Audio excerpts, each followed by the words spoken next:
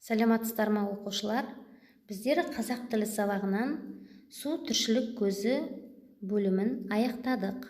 Енді біз бүгін диктант жазамыз. Диктант жазу ережелері. Бірінші, мұғалім диктантты түгелдей оқиды. Оқушы мұқият тыңдап алады. Содан соң сөйлемдер, сөздер жеке оқылады. Оқушы осы кезде асықпай әдемі жазады. Үшінші, сөйлемдегі тыныс белгілерді қою үшін сөйлем қайта оқылады. Оқушы жазған сөйлемін тексеріп, сөйлемдегі тыныс белгілерді қояды. Диктант түгелдей жазылып болған соң, оқушы жазған диктантын тағы да тексеріп оқып шығады. Мұғалім қосымша тапсырма берсе, диктанттан соң бір жол тасталып, тапсырма орындалады.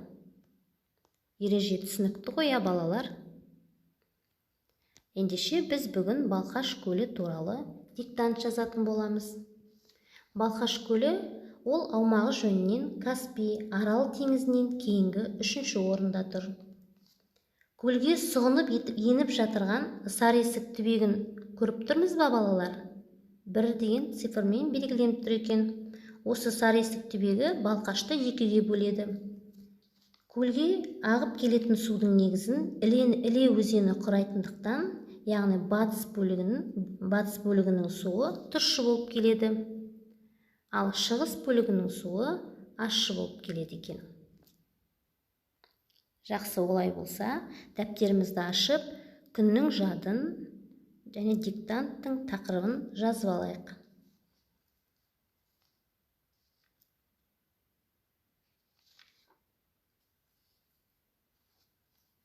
Балқаш. Балқаш еліміздегі ең ірі көлдердің бірі. Ол көне түркі тілінде балық деген мағынаны білдіреді. Көлдің батысының суы тұщы, ал шығысының суы ащы.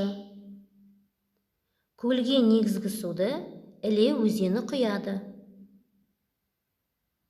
Суының деңгейі бірде көбейіп, бірде азайып отырады.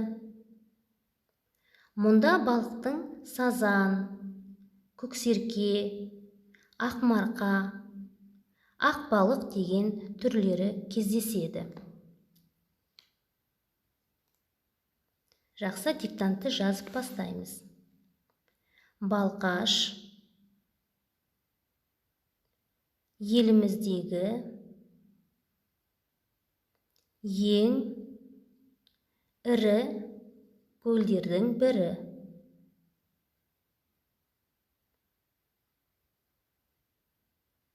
Жазып болсақ, сөйлемімізді тексереміз. Балқаш еліміздегі ең ірі көлдердің бірі. Әрі қарай тыңдаймыз. Ол көне түркі тілінде балық деген мағынаны білдіреді.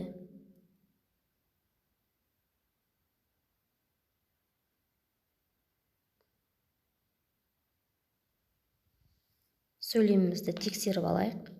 Ол көне түркі тілінде балық деген мағынаны білдіреді.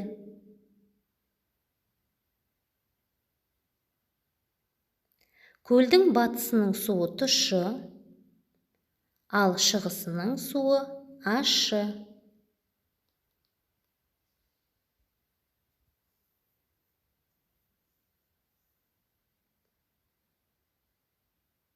Сөйлемімізді тексеріп алайық. Көлдің батысының суы тұщы, ал шығысының суы ащы.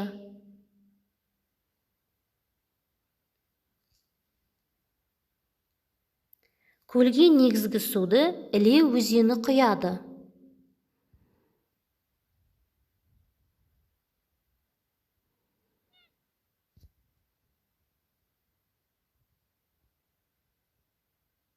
Сөйлемімізді тексереміз. Көлге негізгі суды Іле өзені құяды.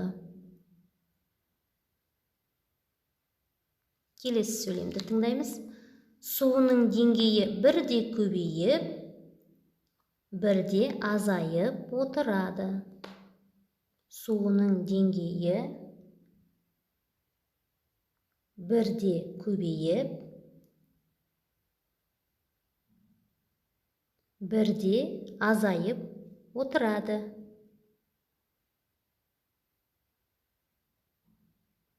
Оқып шығайын, тексеріп тыныс белгісін қоямыз. Суының деңгейі бірде көбейіп, бірде азайып отырады.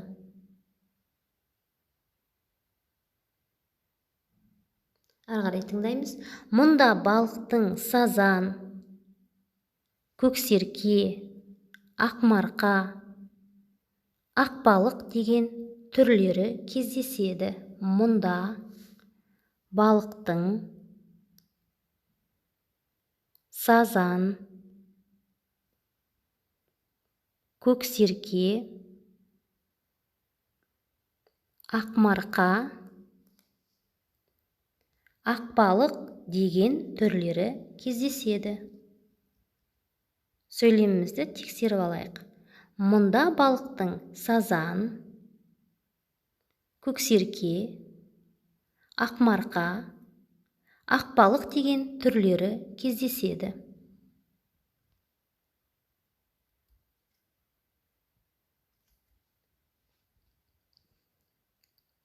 Диктантымызды жазып болса, келесі тапсырмаға көшеміз. Астына бір жол тастап, мәтіннен сын есімдерді тауып, көшіріп жазамыз. Сын есімнің қай түріне жататынын анықтаймыз. Яғни негізгі сын есім болса, жазған сын есіміміздің үстіне «н» әрпін салайық. Егер туынды сын есім болса, үстіне «т» әрпін сала қоямыз.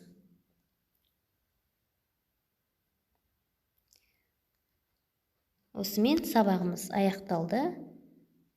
Сау болыңыздар.